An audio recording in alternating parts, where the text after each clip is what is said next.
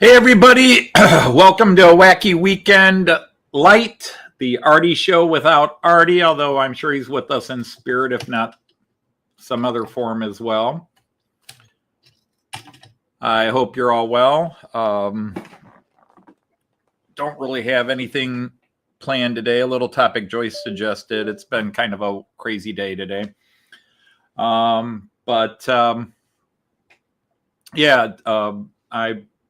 am getting ready to film the first of the Fowler Noak calendar figurines. So I hope everybody's well. Let me see who is here. We've got Randall is here. Randall Ellison is here. Greg from Midsummer Rail and Scale. Nice to see you here as well. Chris from the Valleys is here. Attila is here. A man who knows Arty better than anybody. We have Hot Dog Pilot Andy is here. And I saw John Benicki was here. And Warwick Road Andy. It has been a while. Hope you're well, sir. Nice to have you here. And that's all I have on my screen right now. So nice to have those of you that are popping in and saying hello.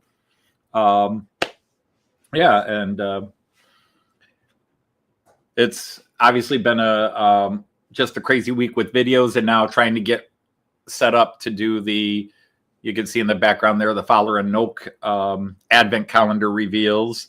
Now, I said in the video, although I corrected it in the description of the video, but I don't think anybody ever reads descriptions of videos.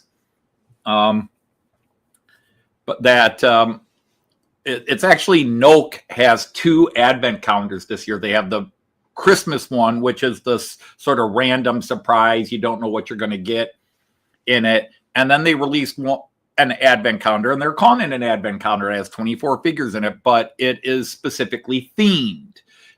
It is this year, it's a rail worker theme. So you'll get 24 different sort of rail and associated workers with it, rail and rail construction workers with it. And this is something, from what I am understanding, they've decided to do.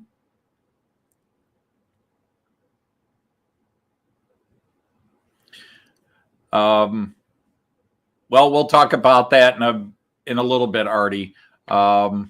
Because that's not a topic that can happen here. As Joyce and I share, there is nothing I can buy that Joyce won't know I bought. So sneaking something in is not something that can legitimately happen.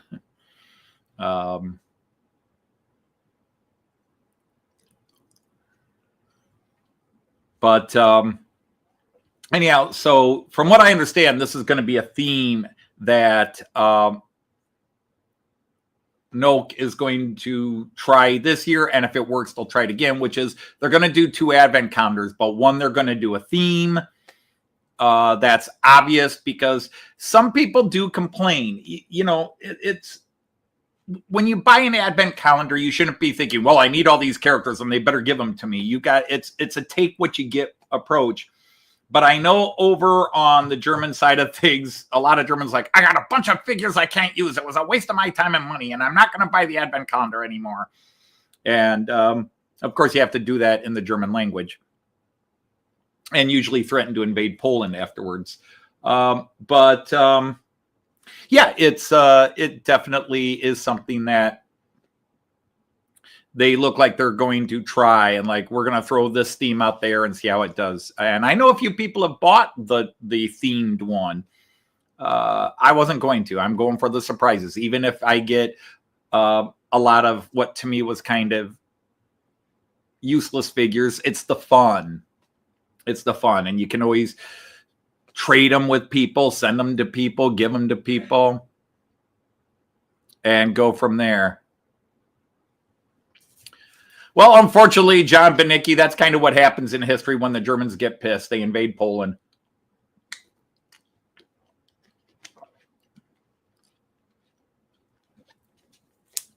Well, it's not that they announced it. They complain about buying the calendar, and then when they get a bunch of figures they can't use, they get upset.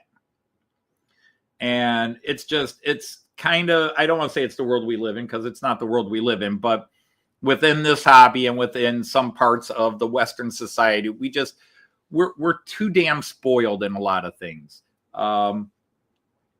And we expect everything to work our way. And, I'm going to buy this advent calendar, and better give me a whole bunch of people to put on my station. And it's like, or I need a bunch of seated passengers. There better be some. And it's lack of thinking about it, or just we look to be unhappy about stuff. So anyhow, how are you all doing out there? I'm actually going to post the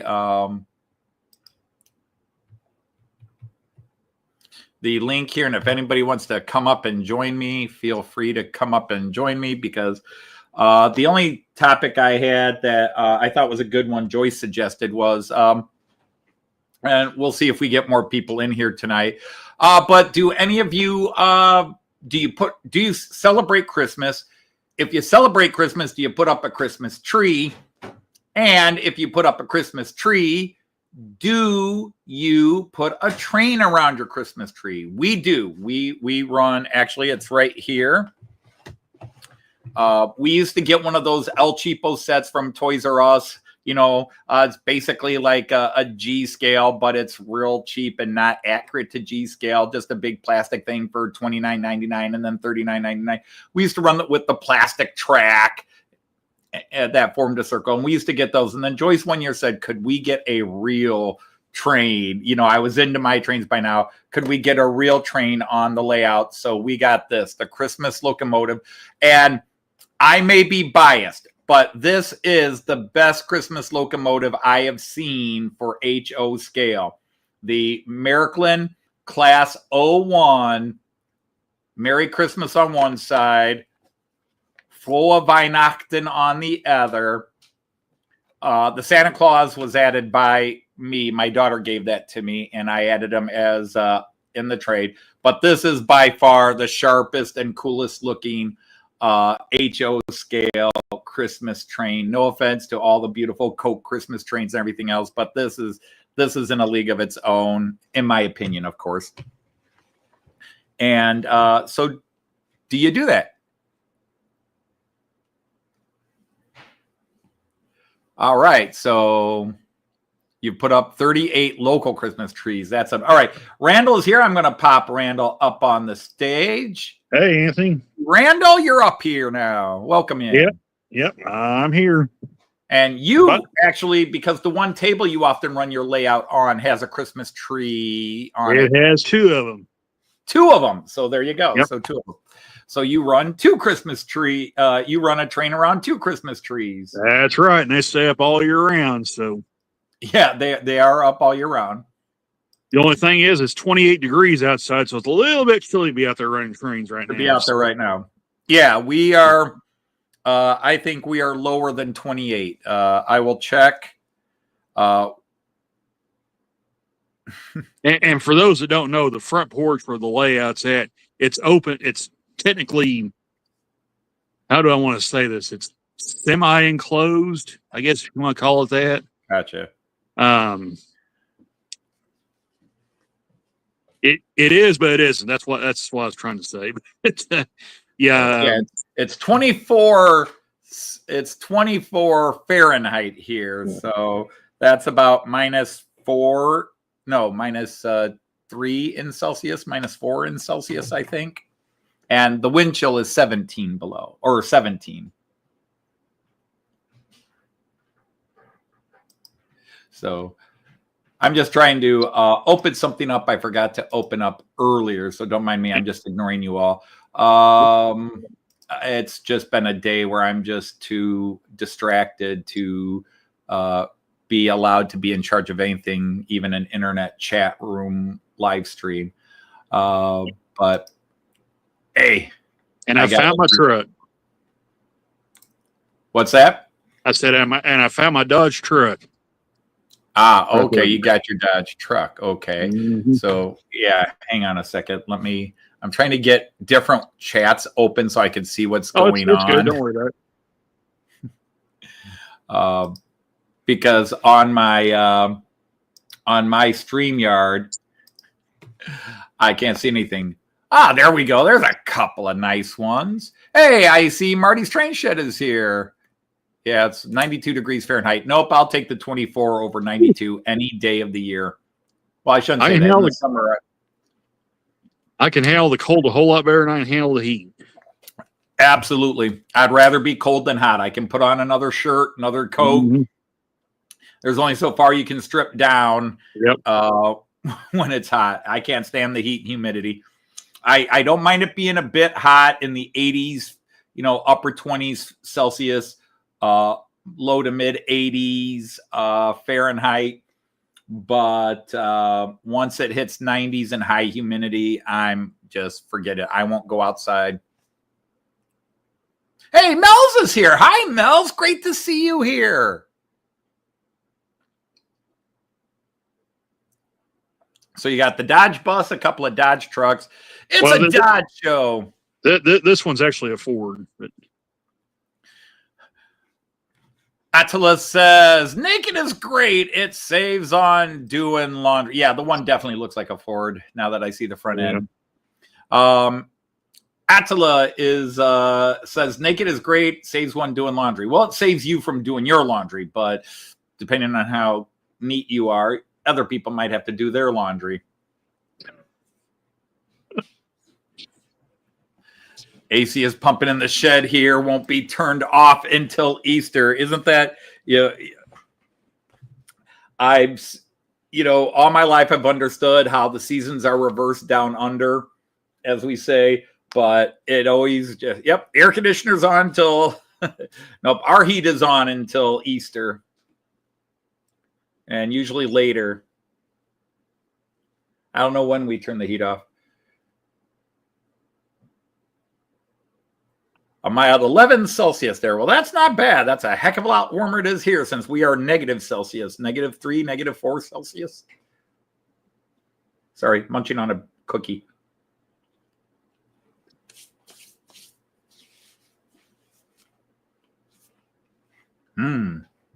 Good. Yeah, I've been eating granola bars today and yesterday, so.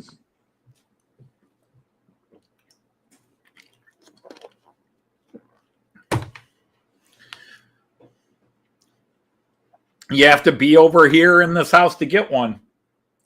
Attila, that's all I can tell you. But anyhow, so my father, in my memory, I don't think he ever put a train around the Christmas tree. And Joyce's family never did. But when we got married, that became a tradition fairly early on in our marriage that we put a train around the Christmas tree because it was both sort of an idealistic and idyllic sense of Christmas was to have a train around the Christmas tree. I don't think we did our first 2 or 3, but by the time Lynn was 2 or 3 years old, our oldest child, our first child, then we were definitely putting trains around the Christmas tree. I think we waited till she was in the toddler stage where we could divert her a little from it. Now, the funniest one was my daughter, Liz. My daughter, Liz, was born in July, early July. And we thought, okay, we could set stuff up and hang things on the Christmas tree where we normally hang them because she won't be crawling and much less walking by Christmas, July to December. She'll only be 5 months old. Oh, no, she was crawling. That kid was crawling so early and actually reaching her hand up to the tree that we had to move ornaments up the tree.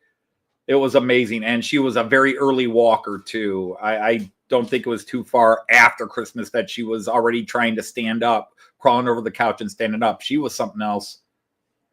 And everything she did was just so she could achieve the next step that much more quickly. She crawled so she could crawl to the couch to pull herself up. And she pulled herself up so that she could stand up. And she was standing up so that she could go wherever else she wanted to go.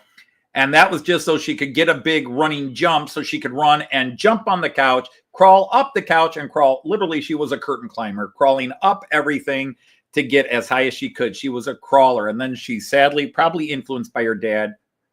Were you going to leave that there and I'll take it up? Okay. Joyce threw her back out today.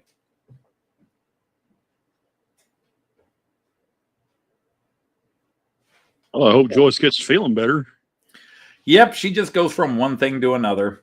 We were setting up our Christmas tree today early. It's just so early well, I should say so early. Usually we set it up sometime within the first week of Christmas, but a few things were going on, and we just said, all right, let's get I normally get the Christmas stuff out of the crawl space during Christmas or right after Thanksgiving, and then we just start getting things ready for Christmas. But we just said, oh, let's go ahead and rearrange the living room now, and let's get the tree in the living room. And I actually went out looking for a new tree. I used to get live trees. I love live trees, but all the trees you get live now are what we call new growth trees. You know, when I was a kid, those were trees that had grown for 100, 200, 300 years. And so you could chop them down in November and they'd still, you know, you stick them in the water, they'd be fine till January. Now, they lose their, you pick it up December 1st and it's dead by December 10th and we just got tired of the trees dying. And of course, the type of tree you get affects that. The longer the needles, the longer the tree will stay alive. But I don't like long needle trees. I like spruces. I like the short needle trees. Hey, Jean Ricard, how are you? Welcome in.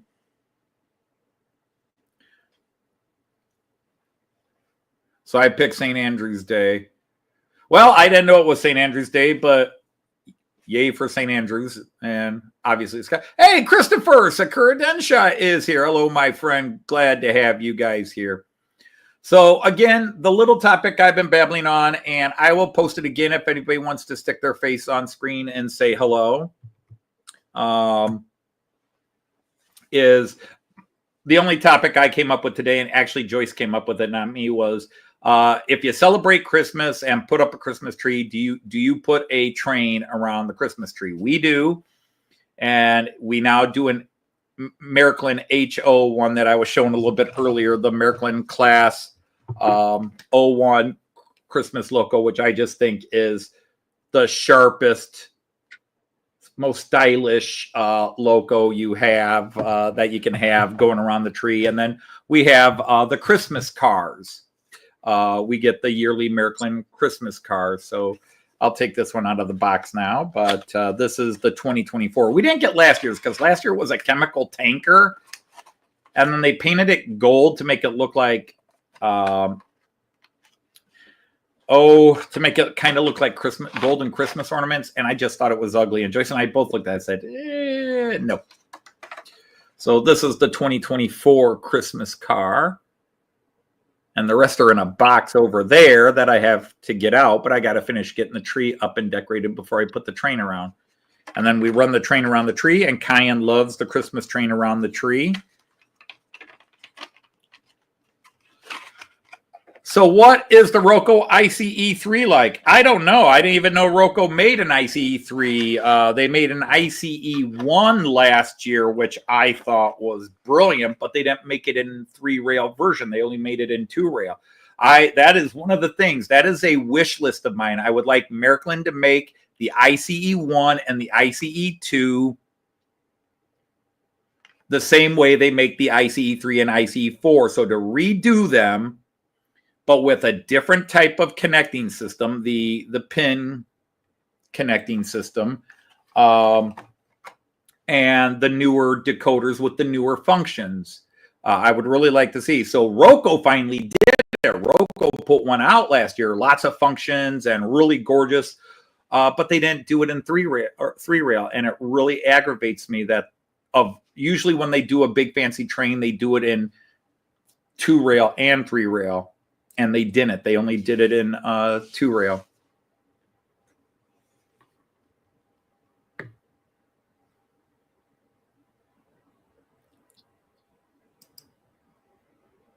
So what's that? We have rail workers in one. So what's in the other? I don't know, Andy. Are you talking about the Fowler calendars or the Advent calendars? Because again, Fowler has their usual Christmas calendar where it's just 24 random figures. Actually, it's 4 of their 6 packs of figures. It's 4 of their 6 packs of figures. And they spread them out through the 24 doors. Noke has released their usual random figure pack. But this year, Noke has released an additional Advent calendar that is the Railway Worker. So Noke has 2 different Advent calendars. And I didn't buy the Railway Worker one because, A, I didn't need it. So I'm doing the 2 that are the Christmas surprises where you don't know what you're getting. Although after about 7 days, you should have an idea what the 4 basic packs were.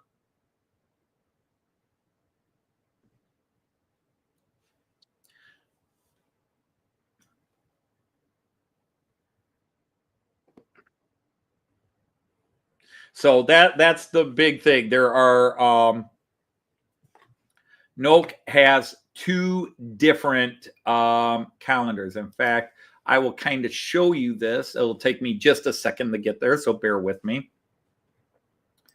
I should already have it up. So can I share this window? Of course I can share this window. Where am I at? Where am I at? Where am I at? So let's go to StreamYard. I got to get back on StreamYard here.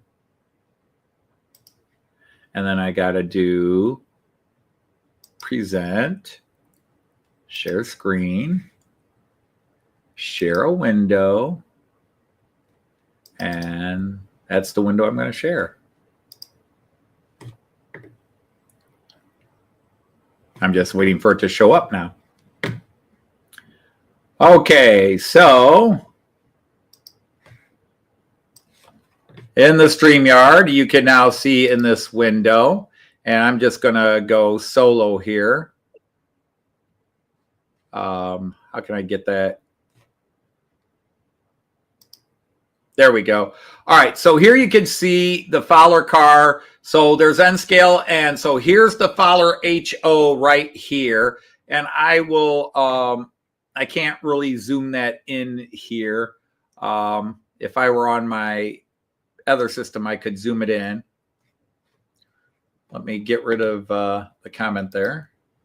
So anyhow, so yeah, right here is the Fowler one that I shall be revealing beginning tomorrow.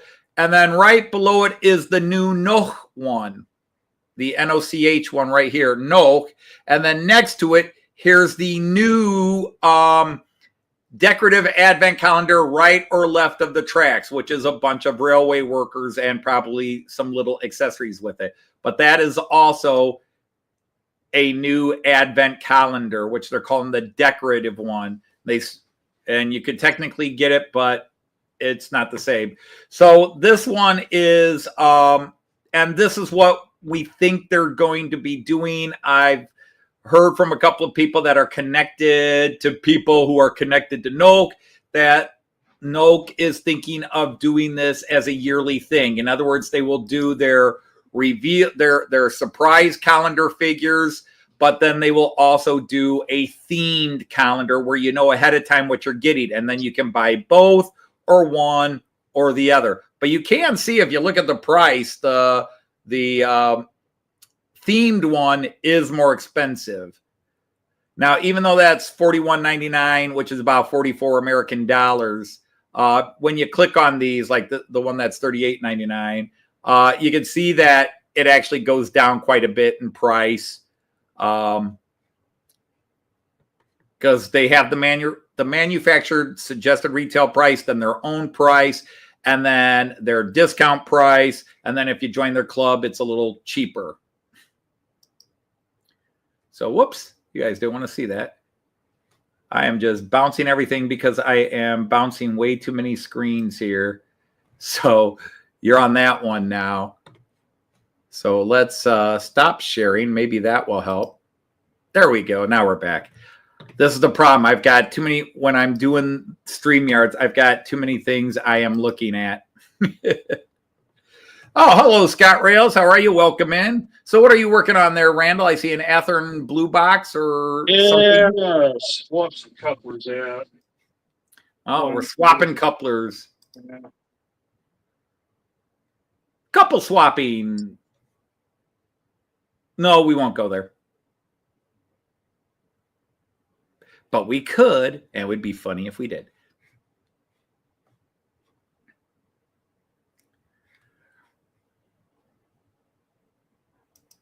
Randall's taking part in couple swapping, everybody.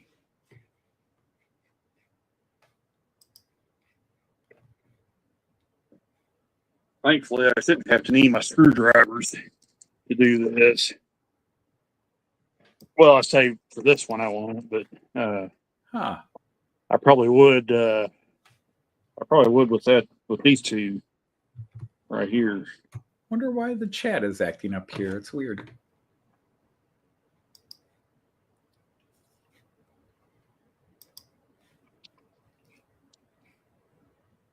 That's probably a car right there nobody's seen yet on YouTube. Let's see.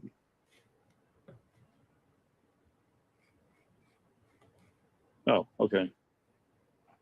Thought I might have part fell out. It ended up with Mrs. KD. Well, that's well, we just won't go through. It's got KDs on. I'm just putting a different type of KD coupler on. It's got these SF lock couplers on them.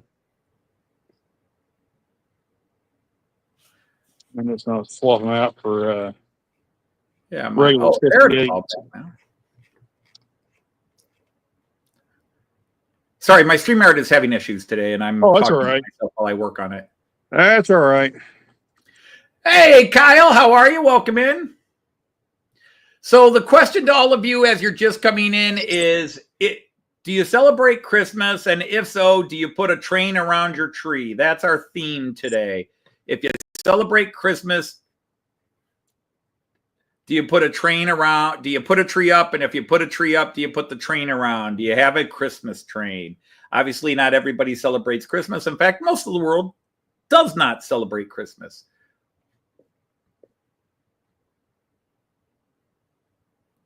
This is what I get for being unprepared, Anthony. You're unprepared. I'm the one supposed to be doing the show. Mrs. Doubtfire, there you go. You know, I have never seen that movie. I've never seen Mrs. Doubtfire. I saw it one time. That's it. I've seen parts of it. I've walked into friends or family's house while they were watching it. I can only remember bits and pieces of it. So, because I was like really young when I saw it. Well, hello, Charlie. So, like I said, we run a Märklin. We run, Joyce and I have a Märklin C-Track. I've got the track always set aside, the controller set aside, and we run a Märklin Christmas train. We used to get those big cheap ones you could buy at whatever store, you know, the really, you know, sort of like G scale, but all cheap plastic, battery operated ones. The last one we had even had a little remote control with sound functions and everything. But yeah, like I said, it was a few years after I got into the train hobby, and Joyce was looking at our train, and she watched a commercial, some sort of Christmas commercial. I don't know if it was for a store, but they had an actual little Christmas village and a HO scale train going around the tree. And Joyce looked at me and said, does Märklin make a Christmas train? Can we get and her phrase was a real train around the tree. And of course, by that, she meant not one of these cheap plastic ones, but a good quality, you know, whether it was like a Lionel or Lionel gauge, Lionel O gauge, you know, but a quality one. And we looked it up. I showed her the price, It was just so lucky that Miracle had just reissued this that year, because they haven't reissued this in a while. They have like 3 or 4 Christmas locomotives that they issue, and they have not reissued this one in a few years. And if you want one of these, you pay an arm and a leg for them now. But I showed her the price, and it had just been released. It was not inexpensive, and Joyce just said, "Get it." She said, "Get it." And then we found out that Miracle does ornament cars, Christmas-based cars. See, each year there's one. So we ordered the one from Miracle for this year with the locomotive, or, from the year we got that loco. And then we ran up to Hornby's, the shop that's about 2.5 hours here. And they had a bunch of the old Christmas releases. And we just bought a bunch of the ones we liked. And so we've gotten them every year since, except for last year, as I said. Hey, Mark from Zantec, how are you? Saw you were playing a truck driving game earlier. I just I had a lot of family that are truck drivers, but we were just too busy today for me to stop and watch you playing again. Saturdays are actually one of my busier days because Joyce is home and she puts me to work. I can be lazy most of Monday through Friday. The only time I can't be lazy is Tuesday afternoon and Thursday afternoon when I babysit my grandson, because he won't let me sit and be lazy. Opa, play with me. Opa, do this. Opa, do that. Okay.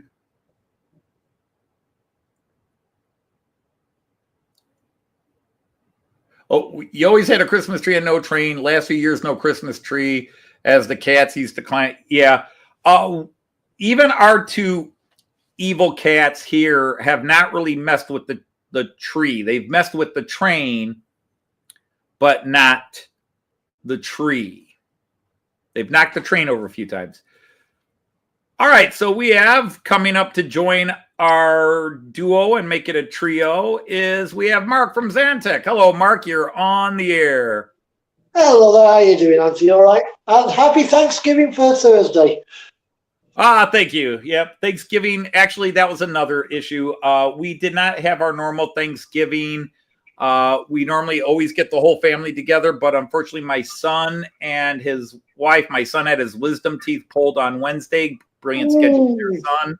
And she came down with something where she had a fever and was really sick. And so they didn't come up, and it doesn't make me popular with Joyce, but I just felt like it wasn't really Thanksgiving this year. We had the same meal we always had, but it just felt like Sunday dinner with the family, because my daughter and her husband and my grandson come over every Sunday for dinner, and it just didn't quite have that holiday feel. Because we normally will then we'll eat and we'll play games, and then we'll have dessert and then play some more games, and then everybody goes home. And this year it was we ate late, and so we didn't even play games. We just kind of ate, had Cayenne going crazy and my grandson going crazy, and then we did it. So it just was kind of morose, I guess. Oh dear. Sorry to hear that. Happy problems, first world problems, as we say. Did I see Monsville just came in? Hello, Mons. How are you? Hey, Mon. Guess what I did on Thanksgiving, Anthony? What's that? Guess what I did on Thanksgiving? Worked. I worked.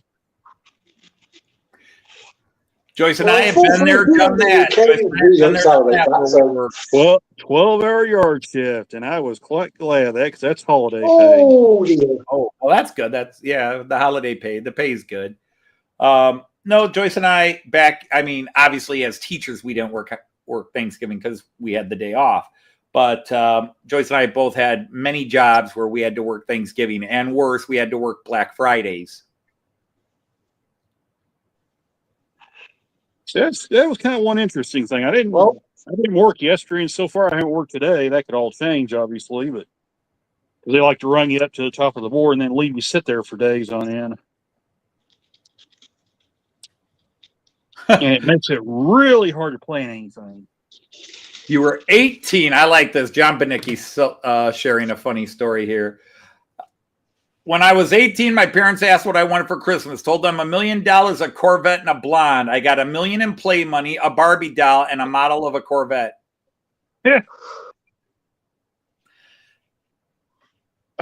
That's actually funny parenting. That's a way to give you what you asked for and play the, well, you weren't specific enough game, but that was clever. I actually, one year, I got a bunch of IOUs because my parents, I was 17 or 18 and my parents couldn't decide what to get me because what do you want? And I'm like, well, there are books. Here's a list of books and here's this. And apparently my parents couldn't be bothered to buy that. So I got a bunch of packages on Christmas Eve and my parents didn't tell me that. And I got like 5 or 6 boxes and I unwrapped them, noticing that they felt kind of light, but thinking, oh, maybe there's a gift certificate in there with a little note that said, I owe you one gift. I owe you one gift. And while you can kind of look at the parent side and say, well, they were trying, I would rather they just said, hey, we couldn't get, give me the gift certificate. And the funny thing is they never fulfilled those IOUs. Well, that kind of sucked. Well, my parents were never going to win Parent of the Year awards. But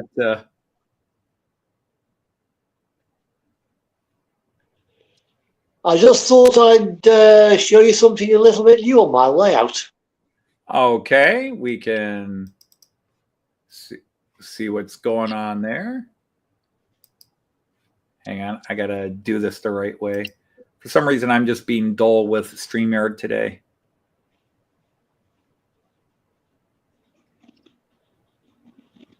Set of floodlights. Those are very nice. I've been seeing those on more and more layouts. Those are very sharp. Believe it or not, they're only running on 3 volts.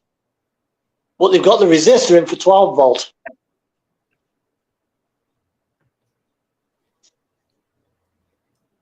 I've got the signal there as well, that you can see. The engine shed, there's going to be lights in there. And then it's going to be up. Let's turn the light on. And I have lights there as well. I might put a light in there, and there's going to be a light in here as well, in the signal box. Okay. These are the lights I'm putting in. These are double O gauge. But they are car park lights. Yeah, those are very nice. Make nice depot lights out of it. Yeah, they serve a function, and they work great. They look really nice. Well, I got to answer a question here. Charlie at Partick Station says, but did they pay for your college? No, they did not.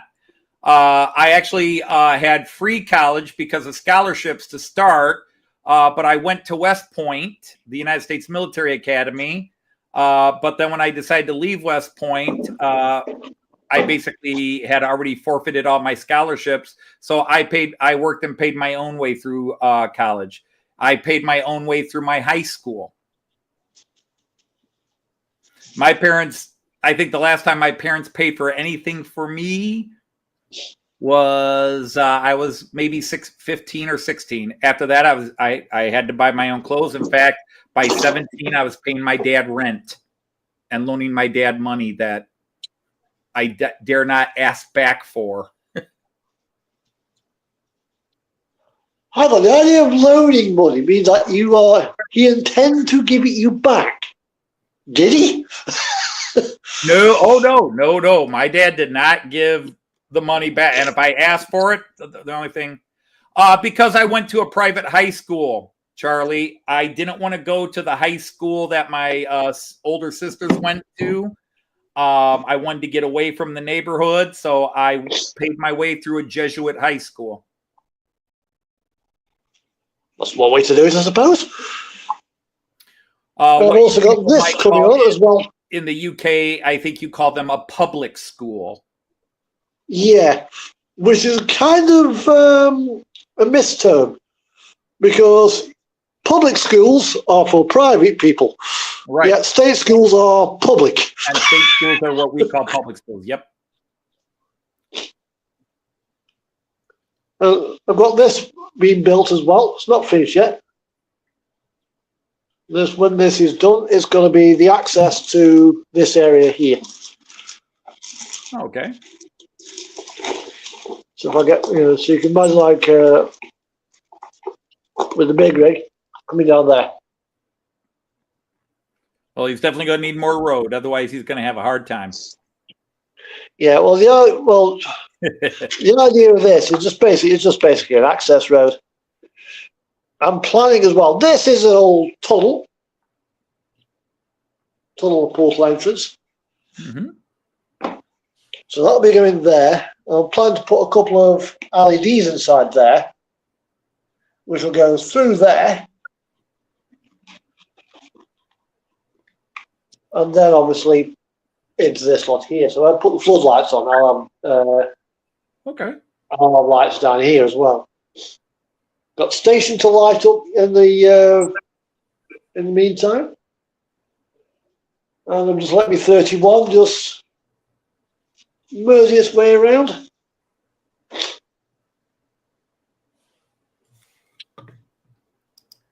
I give it a bit of a clean and she's not happy. Greg says, I was an only child and my daughter was the only one as well. So you were trying to keep the world population from expanding. I was fourth of six. The first boy. My parents had 3 girls, then 3 boys. I was fourth of 6, the oldest of the boys. And then Joyce was 5 of 6, the youngest of the 4 girls. So I was 4 of 6. Joyce was 5 of 6. So I think that probably was one of the things that linked us. We were both our parents had 6 kids, and we were towards the last.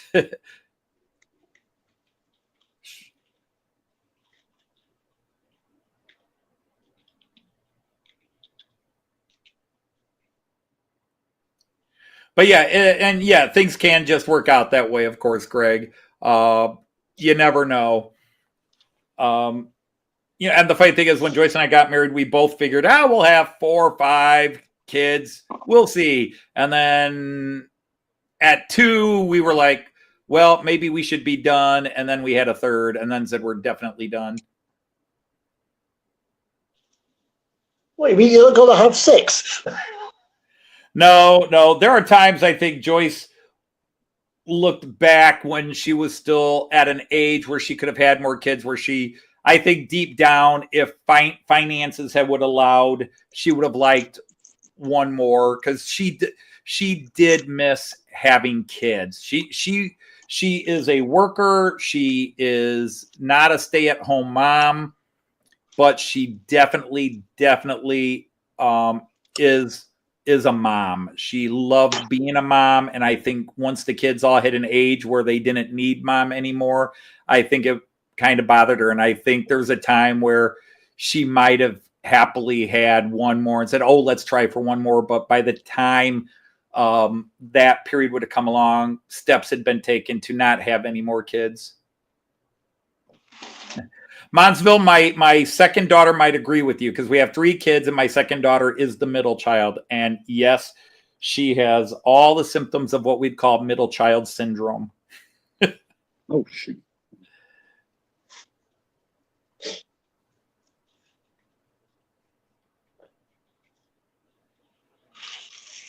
Yeah, she's not happy going over some of my points. Just cuts out sometimes on points. Well, my niece and my brother and his wife only had the one kid. That's Cheyenne, so he's an only child. Yeah, well, I've got a sister, and that's it. She's got 2 kids. They are a few years apart, but they have the same birthday. That gets interesting.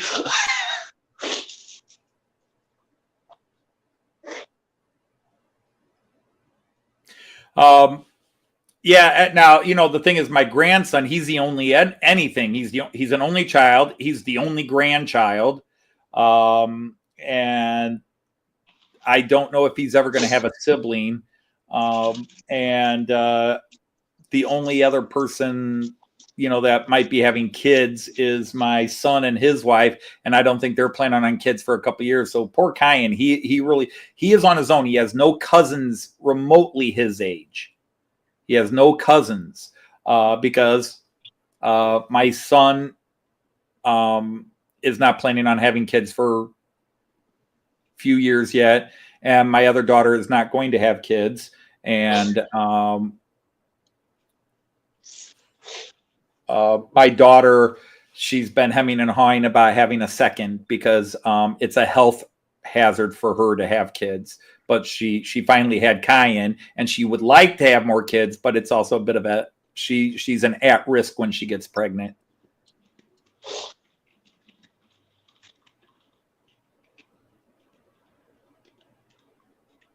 Isn't that funny, Andy? We have that, like, I was born the day after my grandmother. I was born the day after my grandmother's birthday, and my grandson was born the day after mine. And you were born on your grandmother's birthday. So it's kind of interesting when you wind up having birthdays that close. Now, Joyce's family is funny because they have 3 of her siblings all have birthdays exactly 1 week apart, plus how many years apart. But May 12th was the one, May 9th, May 11th, May 18th, and May 25th. Joyce's May 25th.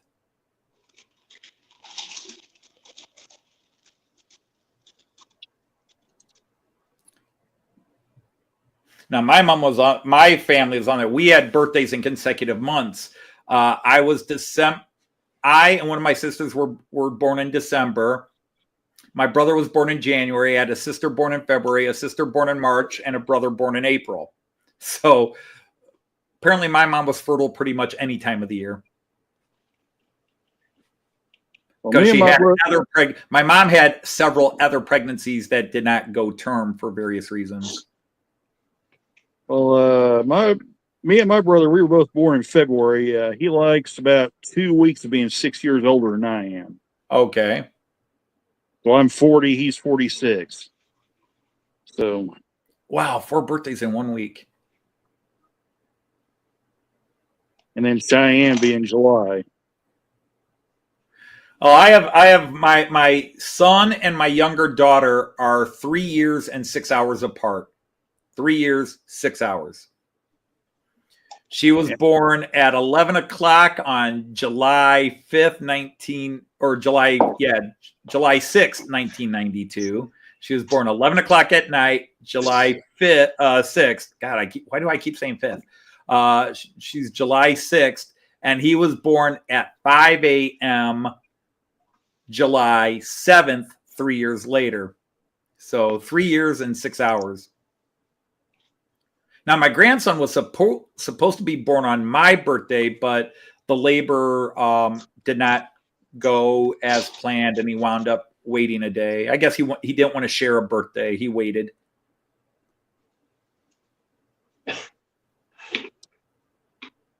Yeah, Joyce has lost 2 pregnancies. Oh, that's not good. She definitely lost 2. There might have been a very early loss. She got pregnant with our first child. There's a possibility she had a very early, because she was just starting to think she was pregnant, and then nature happened, and obviously she wasn't anymore if she had been. But the other 2, one was 3 months and one was 4 months. Oh, bless me. Good night. I think I might have a cold coming in. There you go. You didn't want to snap down on there.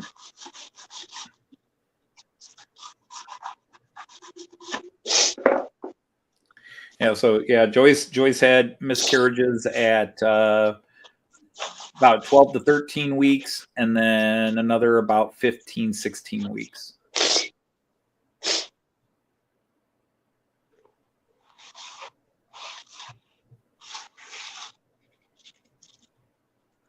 I'm gonna do this guy.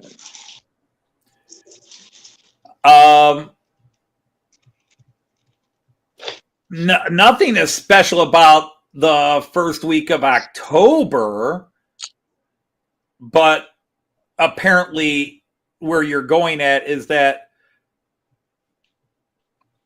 you know, we're supposed to be a train thing, but we're talking kids, but there are some women at certain times of the year where they're more likely to get pregnant than others.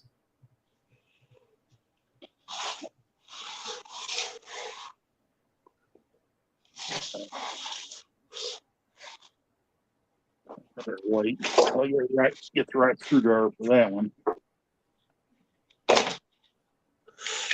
Uh-huh. We'll just do this guy next. I need to raise it up anyway. Randall, what are you doing?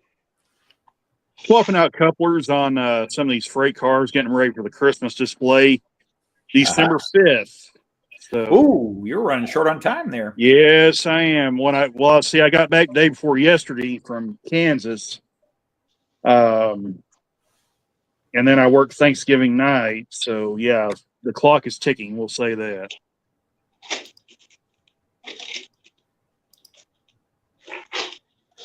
Well, speaking about couplers, have you seen, where are you now? Where's it now? Well, have you ever used magnetic couplings at all? Magnetic couplers? Yep. I haven't used them, but I know these here with the trip pins. All right. Good night, Chris. Magnetic. Thanks for hanging with us. You can magnetically uncouple them with these couplers. So, You know, what these are? It's a big thing. I don't know if you had. I'm sure you've seen them, Randall. But there's like Hunt's couplings. They've become really big in the UK, and I think they're starting to come over here. I think there's a little bit of a growth market for them on the continental Europe. But like with most of us that run continental trains, even if they make them NEM, it might be feasible to use them. But like about half of my American trains are current conducting couplers, so you can't really replace them with the magnets. Oh, dear. Well, think of it. I've heard of them. Yeah, Peter Dixon has been modifying his. Peter Dixon at Torden Road has been modifying his Hunt's couplings and custom designing new versions of them, which is very cool.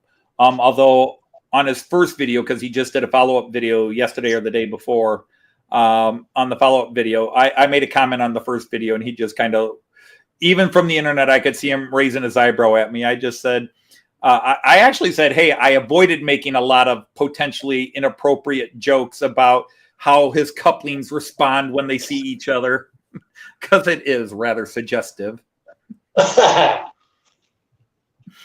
Well, the couplers are like this, and they get near each other. Mm-hmm. Hi there. Are you happy to see me? Well, the thing is, though, with our tension lock couplings, they are huge and they are ugly. At least you Americans know how to do it with your scale knuckle couplers. Yeah, that's actually what these are that I'm putting on. I wear silk sleeves upon my shirt, so when I sneeze, it doesn't hurt. These are actually the number 58. But no one knows because my sleeves are green and it doesn't show. Green sleeves upon my shirt. Snot is on them, but it won't hurt. I'm sorry. Sorry, people are making comments about Mark and his sneezing and all that. Get the man a tissue, and somebody said, nah, use your sleeves, and immediately made me think of this old song I used to mess around with. Yeah. But no, these are actually the 58 couplers. Now, the whisker ones, and I don't have the whisker version, but they're the 158. And this is basically your center. Let me see if I can get that to. You had it focused, and then it went out of focus. Come on, focus. Focus. Ah, stay there, camera. Stay. Camera, stay. Focus. There, we're Anyway, good. We're good. Camera, stop it. so that's the 58 coupler right there with the scale head, center shank, a medium center shank where the head on the coupler is centered. So Now they make that thing that Randall, that thing that comes down from the bottom, that curved bar. that's the trip pin. This is what I was talking about with the magnet. So KD makes what they call a magnetic uncoupler, and basically it functions when the train passes over that magnet and stops over the magnet where this coupler is. It'll actually pull the coupler open, and then you can uncouple the train. Oh, very clever. Yeah, Merklin has a magnetic track uncoupler that it's a track you put in and you power it up, and then when you turn it on, you can roll the cars over it and uncouples other cars.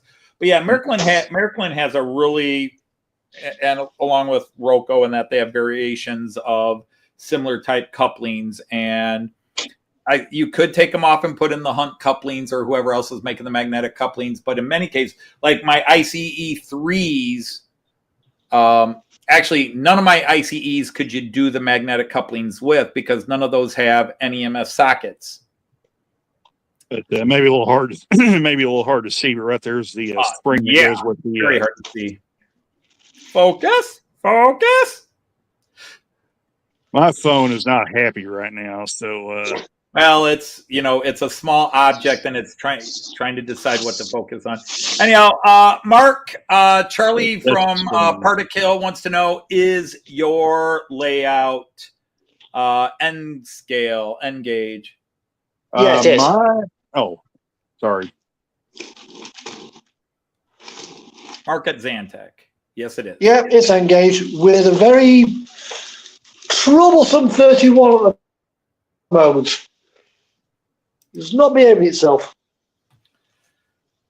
So Monsville says, I've heard good things about magnetic couplings. I've liked what I've seen, and I like how somebody obviously came up with a good idea. They got it out there on the market, and then they've modified as people have bought and said, this is cool. And now they've got it where you can, a couple of the companies have it where they have magnets of different length, so you could try to do really close coupling, and if that doesn't work, you can do a medium coupling with a small coupling and get, you can kind of adjust it to the buffer issues or whatever you're dealing with. So yeah, it's been a brilliant invention. And it's practical in many, if not most cases. And I would probably say most, but there are many cases where, unfortunately, it's not practical, like most of my trains. Anyhow, we're about to be joined by a fourth. I was going to say, I'm going to allow this person up here. It's past his bedtime. Yeah. Well, thing is, the magnetic couplings are not great when you're actually pushing the train. Hello, everybody. Hey, John. I basically wanted to go in and correct you a little bit, Anthony, because the uncoupling track in Merklin's system is, as you say, done with a magnet, but it's actually a mechanical device that it pops up, but I thought they used a magnet to pop it up. Yeah, it does, but I'm not sure that it would work with the uncoupler such as Randall's couplers, because right that's the magnetism in itself that does the uncoupling. I don't know, because of the way I think it would work even with those type of, I think it would work even with those, but because the little thing that pops up would still take the fist couplers or knuckle couplers, whatever, and pop them away from each other. They would. Yeah, but then I had misunderstand what Randall said, because I think the way that it works with the knuckle couplers are like this shown by Robert's train set, where you just place the magnet between the tracks, and when you stop over the magnet in itself make the movement of the pin there. And that's the difference, because in the Mackin system, you actually have to have the device Pop fitting the the. two little forks at the bottom up. Yeah, Yeah, yeah, exactly. right. Exactly. And that was basically. And then today I went to Aalborg to my shop, because there's a guy that has told that he is showing. Jean, could you talk a little louder? Yeah, I'll try. I'm sorry. I said I went to Aalborg today because I had to get a Christmas calendar or an Advent calendar, because there's a guy that keeps popping up in my YouTube feed, and I don't want to be, behind. So but I could only get the knock one. So I'm waiting eagerly to the 1st of December, which is actually now, and I could open and then I found something else, because that my friend there I watch, he was kind of talking about getting a certain special little car, and somehow I found one. You So found one at Arlberg? yeah, so I kind Oh, of that is cute. thought, well, it might fulfill a need somewhere else in the world. So Okay. there will be a Christmas parcel, or something coming sooner or later, because it's hard to find the old stuff where it's actually the old lettering without the DB Yeah, I system. actually found several of them on eBay, but I thought the prices were a little off-putting. But Oh, yeah, so I didn't buy one yet. But yeah, that's yeah, very cool. you don't have to, it's on its way, but since it's a trailer, it will take a little time to get there, because I felt sorry that Schienenbus Schienenbus. That the should Schienenbus run. was running all by itself. Yes, I Yeah, have it wanted to. shouldn't. Ever since we got it working, I've wanted to get its little partner to go with it, the little baggage car. And they said you could. There's even a passenger or baggage car you can stick on it as well. Okay, that I haven't seen. Right. It Well, hi, might. Tammy and Ray. And then I have a question for Santec. I don't know if I'm saying it correct. You said it Yeah, that's perfectly. right. All that track behind your scenic divider there, isn't it a shame that most of the train journey you actually have to look over the back seat? Yeah, I know. Well, that's because I've got that much stuff. Now, I've got all that there. just I to need to put some clarify something real fast, just to make people understand, Jean Ricard is from Denmark, and English is not his first language. His English is better than my Danish. That's what we try to clarify. So, but sometimes things can get lost in translation, or I just want to make sure people understand that. Yeah, I'm sorry if I'm. No, you haven't said anything. I just wanted to. We got a lot of people that are new to this show since you last popped up on screen. Okay. I'm sorry if I'm, babbling, because. No, you're not babbling. You're doing fine. In fact, Yes, it's pretty understandable, really. You bought me the backup car for my bus. I got to be nice to you now. Damn it. Okay, but no, I was curious, because I have really enjoyed seeing Sanders' layout there, but Yes. I kind of wondering, if you are looking at the scenic stuff, it's very beautiful, and then we kind of take the helicopter view and get all behind the scenes. Great stuff. And I really like your harbor area there, where the train is going now.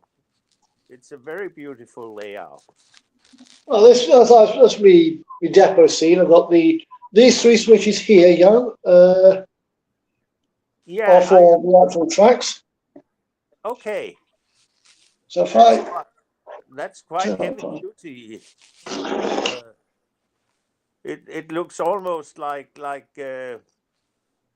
main plugs to me, when I see it. Mm-hmm. So, but are you running American trains on N scale, or is it mainly British. British. That's British. I've got a bit of Japanese on there. That's Japanese. right.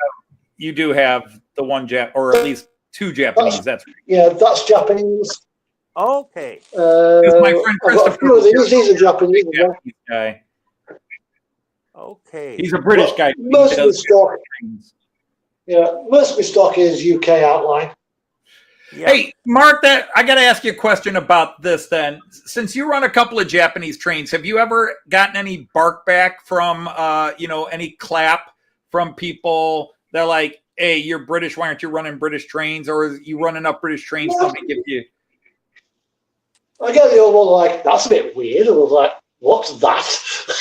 Because I can speaking for myself as an American running German trains, even though I know plenty of other Americans, I have gotten flack from Americans like, buy American, why are you doing? So, I'm not into American trains. I got into trains through Germany, and my friend Christopher has had, because for a long time, he ran only Japanese trains. He had some locals that would give him flack because he runs Japanese trains. Like, you're British. How dare you run Japanese trains? Because it's what I'm into, There are just some people that get mad. Well, I got the Japanese stuff because the price of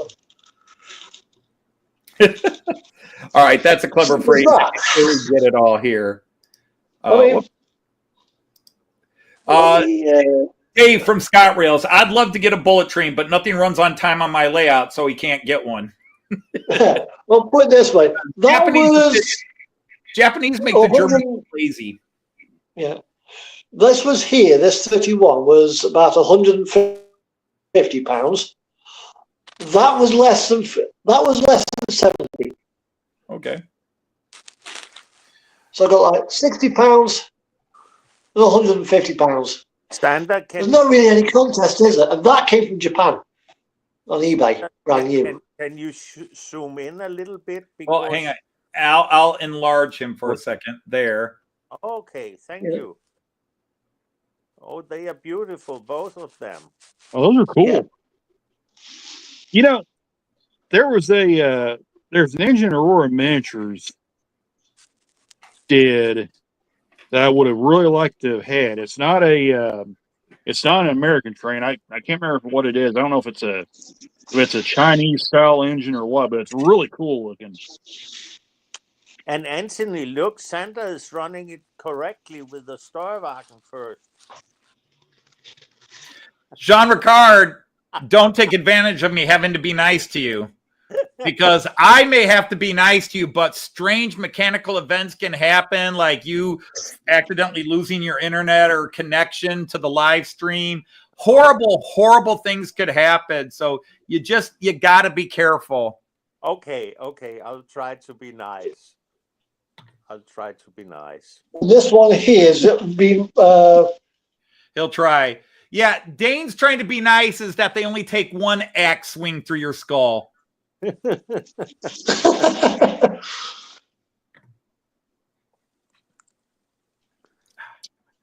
we go. All right. Well, we're all back on path. So Christmas beer wagons, Anthony. Actually, I am going to save running all my beer wagons until next September. And then I'm going to do, Joyce has suggested, I think it's a brilliant idea. That woman has many brilliant ideas. I think the only bad idea she ever had was to marry me. But Joyce has said I should do like on one of my live streams, run all my beer because I think I'm well over 40 or 50 beer cars now. At least maybe that 60. will actually look quite a good, Oktoberfest. I would be doing an Oktoberfest beer wagon celebration, and of course, Oktoberfest starts in September, not in October. Remember to buy. Yeah. Under all this mess here, there's another layout. Remember to buy a sample of each beer in the beer car so that you can make a testing of the beer itself at live. There's a couple I will be trying on my next trip to Germany. I'm probably not going to try any of that Danish crap. I've had that, and it just not before you talk there, boy. the Tuborg and the Carlsberg were both kind of carbonated piss, but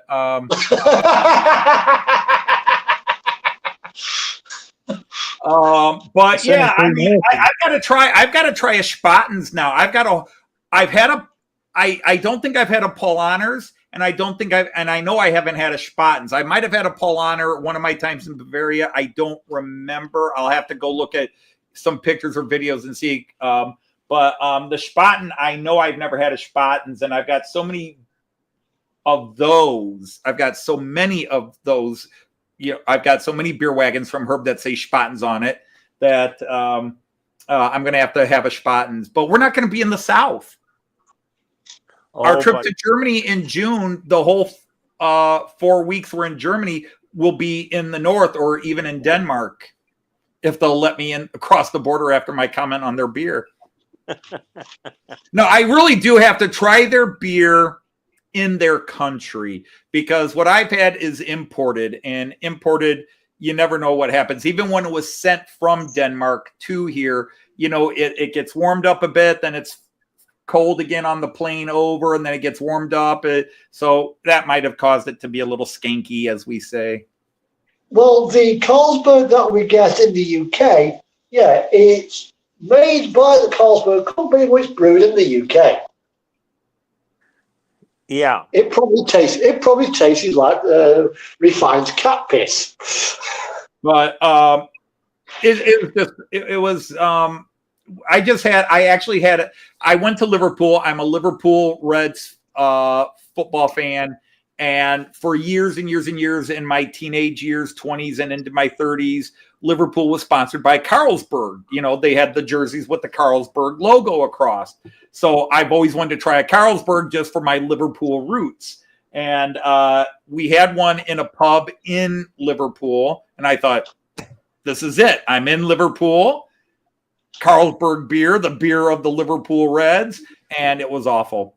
I had to get another beer. I got a Carling just to get the taste of that out of my mouth. It was so bad. It could be worse. You could have had to drink Budweiser. Well, I don't drink American beer. I did as a kid, and then I stopped drinking altogether for about 20 years. And then when I started my exchange program, and the mayor of Delmenhorst said, "Come have a beer with me," and I was like, "But I don't drink." Joyce was like, "Just have a beer and be quiet." And then I was like, "Oh yeah." And German beer has been a very happy. So I drink German and Belgian beers. But I know many UK people don't like the European Pilsners and stuff like that because they want them to be the ales without the bubbles in it. But I prefer it with the bubbles. I'm just so happy that you don't collect cars that advertise for castor oil, because I won't like thinking what you would be tasting if you had 5 different brands of castor oil on. But I have cars that have different types of spices on them, all this stuff. That doesn't mean I'm going to go try the spices. I just happen to have a train I run. I just happen to have so many beer cars that I can run a train that has cars of all the different beers I have had. It's not all the beers I have had, but those cars I have had the beers that are on those. But there are thousands of beers in the world I haven't had, and I don't drink. I drink more beer in 4 weeks in Germany than I do the rest of the year, or over a 2-year period combined. Because I get tired of having pop, and even water gets boring after a while when you're traveling, and I get a beer. I don't drink beer here. I've still got that Azuri Peroni beer, Azura Peroni in the refrigerator that I bought months ago to see if it was as good as the Grand Reserva that I had in the UK, and it's not.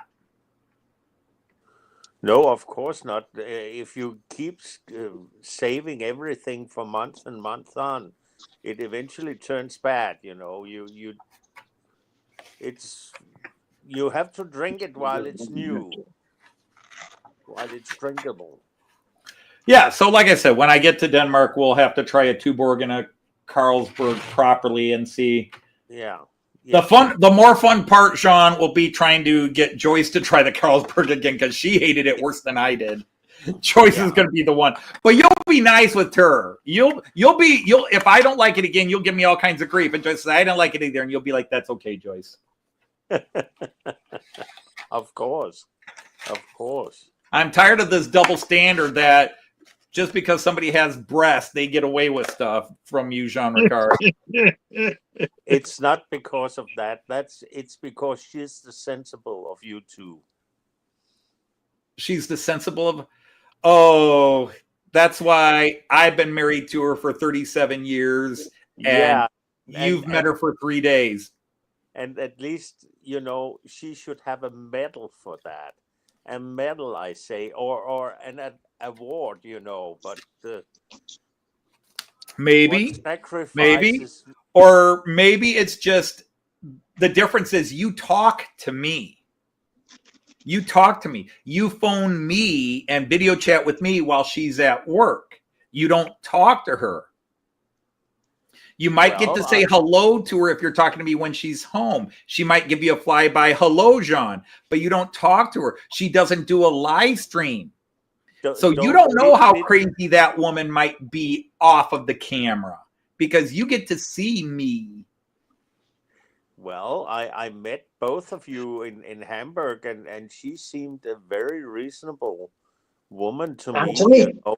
She's married you. Of course she's going to be crazy. You drive her crazy. Or maybe she drove me crazy, because as I always say, it's the great line I say all the time, is that Joyce and I are proof that men are smarter than women. Because I was smart enough to marry her. She was dumb enough to marry me. Well, you never know. You know, you say always. Hey, John from Mystic, how are you? You tell us everything about how your parents, but you never know what they gave to Joyce to just stick with you. You know, she might have. My parents gave Joyce nothing. My mom was not happy when she found out Joyce and I were engaged. Well, I'm happy that you eventually ended up. My mom was old. You know, the problem is it becomes a religious talk, but my mom was old Southern Baptist from down south, and Joyce was Catholic, and I was marrying a Catholic girl, and that did not go over well with old Southern Baptist mom. Okay. I won't venture into that. But anyhow, Jean Ricard here. Now I get to mess. You can help me mess. Attila Varga is going, Jean is sucking up again. Yeah, you and Jean both just take your turns. That's the only reason Joyce and I are able to stay here, because Jean is sucking up from over there and you're sucking up from over there, and it keeps a balance between us. I will stay out of this. Yep, you got to stay out of this. Hey, Rick's Trains. Rick, what happened today was a guy named Ryan Day, who I have never been happy with as a coach. And once again, he proves that unless you're born in Ohio and have coached in Ohio, you don't know how to play that game. He should have won that game by 20 points, and he coached one of the worst games ever. So, yeah, it's just another one of those disasters where, you know, we should have learned our lesson after Cooper. because Cooper didn't know how to beat Michigan. And then we had Tressel, who never lost to Michigan. Urban Meyer never lost to Michigan.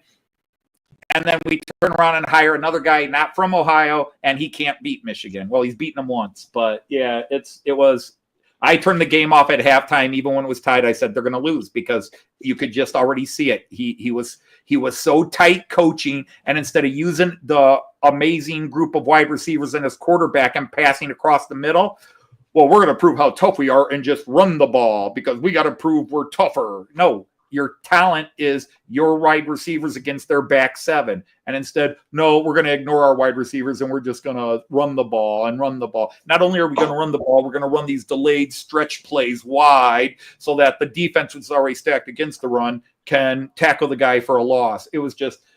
Somebody was on cocaine when they came up with that game plan. I take it that's NFL you're talking about. We're talking about American football, and we're talking specifically about the greatest rivalry in all of American sports. Yankees, Red Sox, not close. Not Alabama, Auburn, not Oklahoma, Texas, because none of those have a war based in the founding of the rivalry. Well, back to the trains. You've seen these, obviously. Those, which are my deco lights. I'll show you that. Yep. There you go, Jimmy. What's that? My lights. To go into the depot, the actual engine shed, this building here, Yeah. I've got these. Okay. Yeah. These are actually meant to go into coaches. Yep. To light up all my buildings, I go really cheap. I save a lot of money. And if it's going inside the buildings or the ceilings of a house or something like that, although I've got oh my goodness, you're all tied together here, aren't you? Well, how do you manage put my phone down so I can feel my hands. Holy Batman. Oh my God, I swear wires live at night and they're like horny snakes. You set wires down and you come back a day later and they are all entwined like they were having an orgy. Well, in the back here, there's a little plug. Wow. Yeah. And that light has got that plug at the end of it. Yeah. Smart. And then you plug that into that there, and you clip that into the roof of the coach. Very nice. Between those two little grooves there. Yeah. But what I'm going to do is mount them somehow in some channel in there. Yeah. With the two wires being fed through that hole there. Yes. They were going to go through there, but when the engine shed was in that position, I just found that it wasn't quite in the right place. I was catching the doors with the size of the loco. Okay. So I just had to move some stuff about. And then you'll go into there. If I can come up here. This here is my power strip. Yes. So you'll be going, live will go on one side. All right, take care, Monsville. Thanks for hanging out with us for a bit. See you, Monsville. And basically it'll go, the wire will go from here into the back of this switch here. And from there, it'll come out and then run up to there, and then the neutral, the negative, the return feed will go back to this here. Yeah. Just like how I've done all this here. Those new resistors, by the way. It's a little bit hard to see. Yeah, you're very dark there, Mark. Mark is dark. Hey, how's that? There you go. better, much better. Yeah, so basically what happens is they'll go from there through into the what's it feed, Yeah, and then that'll form the circuit. yeah, And then the same thing will happen. This will be most likely go for the signal box. And then Yeah. this one here will have an arrangement similar to these lights here to go over here, yeah,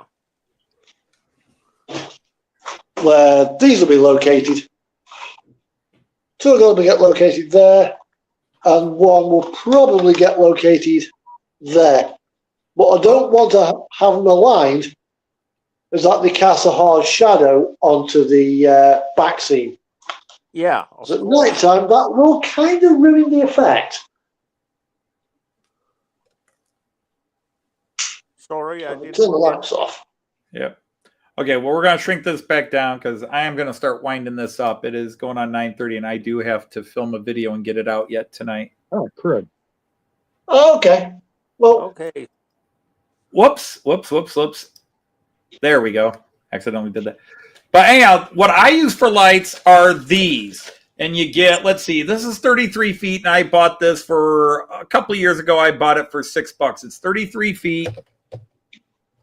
And I use these for interior lightings in buildings, as well as I actually lit my bus station with them. And you can hide the wires very easily. But you can run these into a house, and they're really spaced so much that as long as, if you just want lighting in the house and you don't want interiors lit, but you can even run these along the ceiling if you want lights in a room. You can run these along the ceiling above and just have the light drop in like this. But and the thing is, you can, like I said, this is 33 feet of lights. I can light up pretty much half my buildings on this one side of town with this one thing. And if I don't want a light working, I can either cover it with tape, like, oh wait, this is like, because I did have a series of buildings over here that were lit up where I ran these under the table and then back up into the next room, and I just turned them off. And then you can do it however you want, and you can cut them off here. They actually have two wires. You cut it off here. You just use a little bit of sandpaper to sand off the coating, and you can solder them on to however you want to control them, as long as you know the voltage. And these operate, these are 4.5 volts. So, I mean, technically you could get a USB strip and run this 33 feet or even more, because these are connectables. You can run them, you could put one end on a USB and plug it into a USB strip, and power and light up an entire neighborhood of homes with these.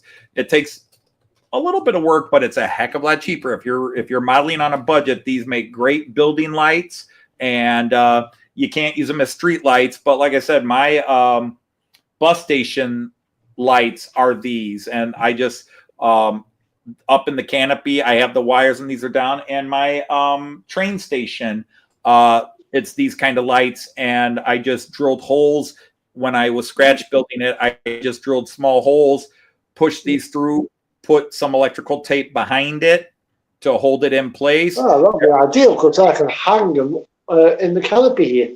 Right, exactly. And it's so for people that maybe you can't afford the 20 or 30, or you don't want to do everything where it's wired down into computer and you just have it set up. I have some where, like when I was doing it temporarily, I can't bring this over here, but maybe I can turn my camera. I have a little on-off switch here. Now, these have all been disconnected because I am getting ready to move a bunch of stuff around. And so I had to cut the wires to do the work I'm doing. And but the original, actually, it's, I forget the name of the station, but that I had over there before I put the Bond station over there. I had that all lit up with these lights, and it looked really cool. Yeah. So it's a cheap way to go. Like I said, I got these at a chain hobby and store. It was called Michael's. Their hobby and women, knitting, and it's when modelers say hobbies, we're thinking one thing, but like Michael's craft shop, it was a craft shop, I think is the correct term. But it's nice when you see something, that can cut down the costs of doing the stuff, and just see the opportunity in using the different stuff that is not essentially made for the train room. Because one thing I think we can all agree on is that if we buy a product that is specified to the trains, they also know what they want it for in price wise for the stuff. Right. And again, if you can afford and it's easier for you, or the tech to do it one way, you do it one way. But this has always been for me, even though I can now do things, I still like the idea of cobbling and doing certain things on the cheap. Yeah. So especially if I screw it up, it was $5 wasted and not 50 or $100 wasted. Yeah, I know that feeling. Good way to look at it. So, So again, and we've done shows in the past. Arty's done show. I've done shows in the past where we talked about doing things on the cheap, doing things when you don't have a lot of space. Of course, I have a lot of space, which I'm constantly accused of having wasted, but it's not wasted to me. I enjoy it. Well, we all do it in each other, in the way that we like it personally, and so our hobby should be. It's like I'm always waiting in big expectations about when I see all the stuff that Randall is working with, because Right. he really has a big fleet, but all I have ever seen is him running a lot of trains round, his table. So it's more like a collection of a very great fleet of cars than really. But it's a human thing, though. It's a human thing, and our hobby is not immune to it. In fact, when you get into hobbies, I think it becomes more exacerbated. There are some people that for whatever it is, they have to be competitive, and they have to show they do it faster, better, fancier. They got to do that. And then you get others that there is one right way to do things. There's one right way. I remember Joyce and I were in a class together in college at the university years ago, one of the few classes we actually took together. And it was a sociology class, and we were discussing an issue that didn't have a solution. And there was this one girl, and just remember she had little, she's like 20 years old, but she's got like 9-year-old curl ribbons and pigtails in her hair. And she was getting frustrated. She's like, but what's the right answer? What's the right answer? She had to have one answer that's the correct answer. And it's like, sometimes there isn't that one right answer. Sometimes there isn't one right way to do things. But there are some people that believe it, whether it's in any field of occupation, any hobby. You get those people. I've been in too many fields of hobbies, from the comic book hobby to the toy collecting hobby, to the wargaming hobby, and the model train hobby, among many other hobbies. And there are these groups of people you always have. And yeah, they always, there's one right way to do thing, or, it has to be bigger, fancier, and better. And if you don't use this, it's the same people that come on to a video that some schmuck posts on their YouTube channel.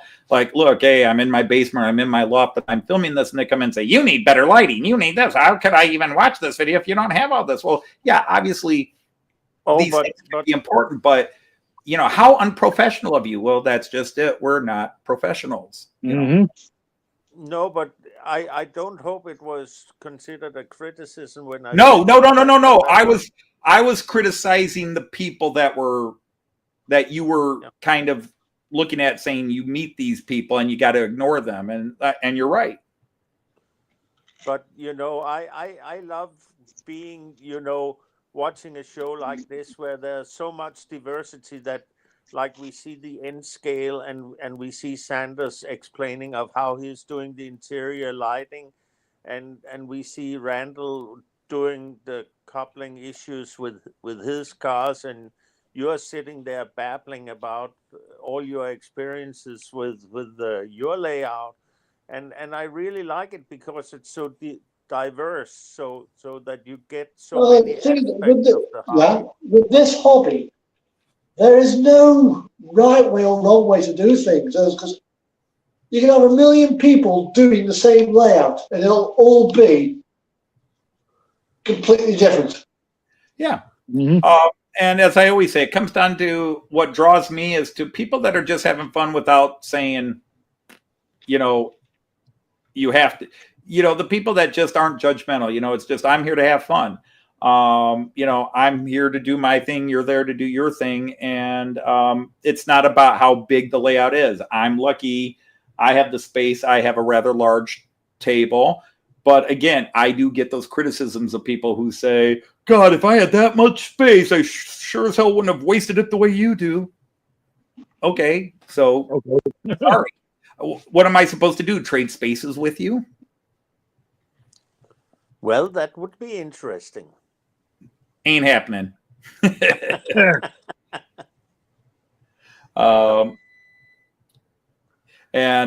So, I just don't get into those. I'm not into, there's one right way to do the hobby. There's not one scale that's right. You do what you got to do. There are pros and cons to anything anywhere. I do, I do a lot of budget stuff when I can, because then I have more money to buy the expensive locos I have. Just after I started building this, Hornby came out with TT120. Well, they came out with their version, and to be honest, that wasn't a bad thing because there's a large European community that loves TT. In fact, there are parts of Europe where it is the most popular size, where it's TT, HO, and then N scale. Well, then you've also got. You've probably not heard of HOM scale. Yeah. Well, what that is basically you take a HO body, but the axle wheel sets and the track are TT. Right.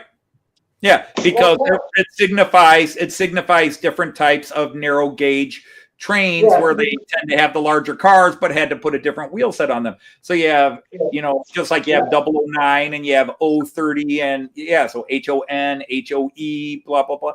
Yeah, there's all these different sizes. The M in HOM stands for meter. So basically it's meter gauge. Yeah. Which would make my... Where is it now?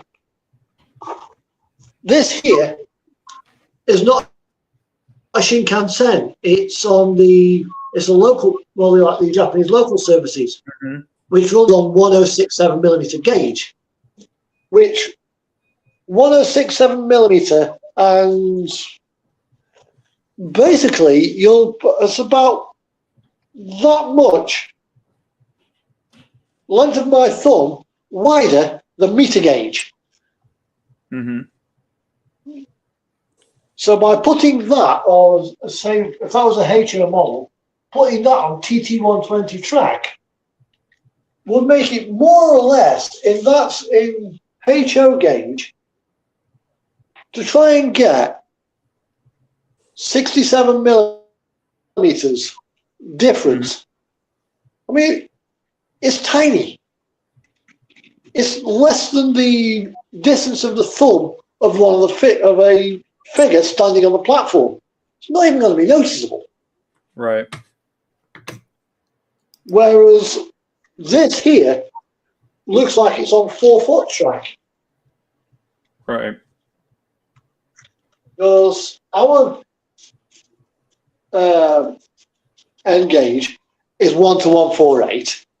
That's 1:150, and the American European Continental is 1:160. Right.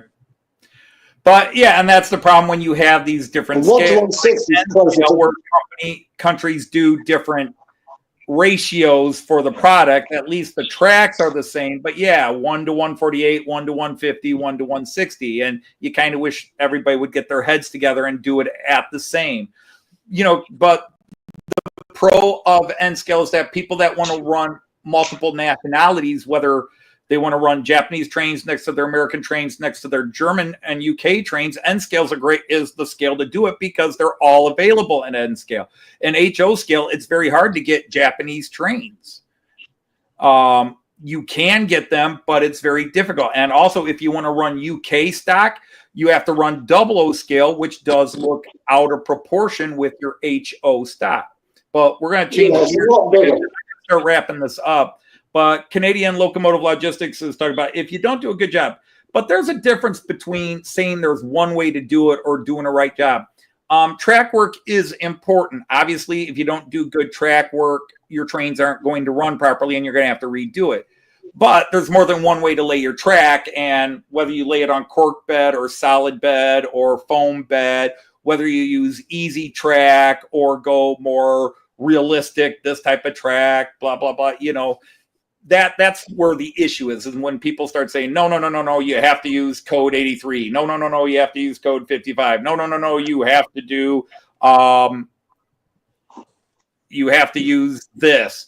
Obviously, there are things you do have to learn and do put a little effort into, such as track lane. I mean, that's one of the reasons why I like my C track, because you really can't lay it too wrong as long as you get the two ends to meet at the end if you're doing a loop, because there are things you can do wrong with it. You can try to stick a radius 5 with a radius 4. They will connect, but they won't give you a proper curve, and you cannot create a loop that way. Yeah, it'll tighten up, I think, won't it? I mean, technically you could combine radius 5, radius 4, radius 5, radius 4, radius 5, radius 4, and get some sort of funky thing. But yeah, it wouldn't quite work. But in the end, the goal is that there's more than one way to get there. And I'll just end it on this note. There was a guy that was really great at the height of COVID, and when we were all stuck down, his name was Tim Wells. And Tim was an N scaler at the time.